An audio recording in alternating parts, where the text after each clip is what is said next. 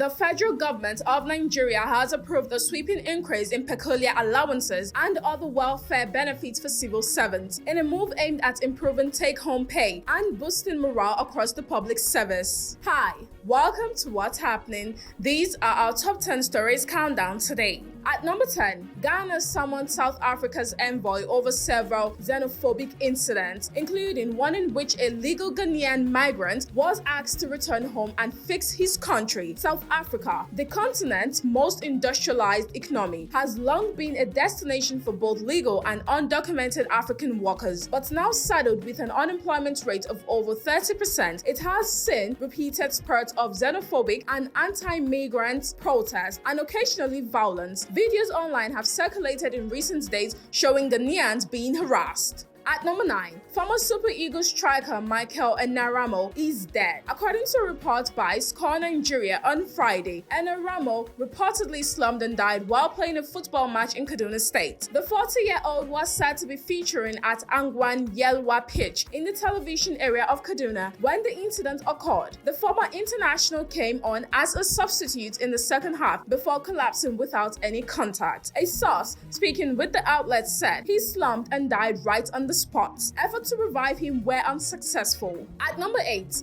the Minister of Finance and Coordinating Minister of the Economy, Mr. Taiwo Oyedele, has reiterated his commitment to sustaining reform momentum. This was made known in a statement issued by the Head of Information and Public Relations in the Ministry of Finance, Efe Ovuakore, in Abuja on Friday. During the handing over inauguration, Oyedele commended the outgoing Minister, Wale Edun, for his service and contributions to the ongoing reform efforts in the economy. He further expressed appreciation to President Bola Tinubu for the confidence reposed in him to serve in this capacity. At number 7, Transcorp Hilton Abuja has dismissed reports of a prolonged water shortage at its facility, clarifying that a recent disruption lasted only one day and has since been resolved. In a statement issued on April 24th and shared with Punch Online, the hotel said the interruption was linked to emergency maintenance by the Federal Capital Territory Water Board. The management said it activated contingency plans to ensure operations were not affected during the brief outage. Addressing reports circulating on social media,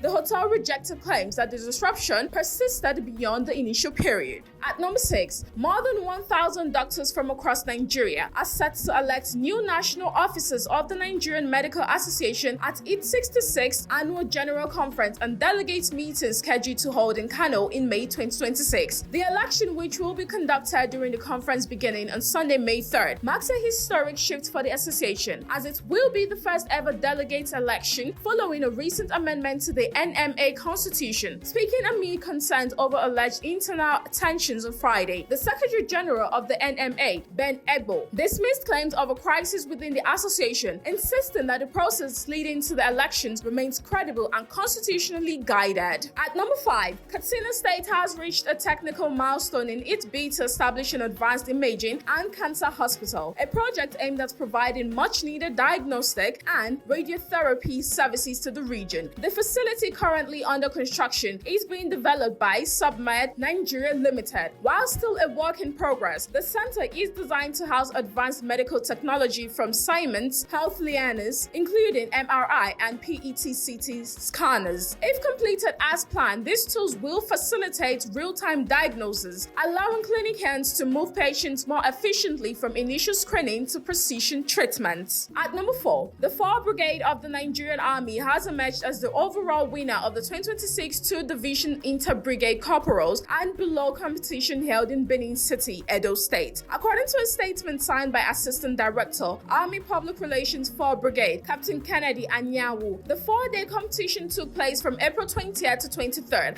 at the Nigerian Army cantonments, Ekehound, with 4th Brigade serving as host. The Army noted that the competition brought together participating formations including 12th Brigade, 32 Artillery Brigade, 22 Armored Brigade, 42 Engineers Brigade, and 2 Division Garrison, At the end of the contest, 4 Brigade clinched the top position, while 12 Brigade and 2 Division Garrison finished second and third respectively. At number 3, Africa's richest man, Aliko Dangote, has announced plans to build a 650,000 barrels per day refinery in East Africa, mirroring the scale of his flagship facility in Nigeria. As part of a broader push to deepen the industrial capacity across the continent, Dangote made the disclosure at a high-level summit in Nairobi on Thursday, where African leaders, financiers, and industry stakeholders gathered to discuss the continent's growing energy and infrastructure needs. Addressing President William Ruto and Yoweri Museveni, Dangote said the refinery project would depend on strong government backing and policy consistency. At number 2, the Nigerian military has inaugurated a general court-martial to try 36 personnel accused of involvement in an alleged plot to overthrow the administration of President Bola Tinubu. The court-martial, constituted by the defense headquarters, was inaugurated on Friday at the Scorpion Mess at Sokoro, Abuja, under heavy security. Despite the high-profile nature of the proceedings,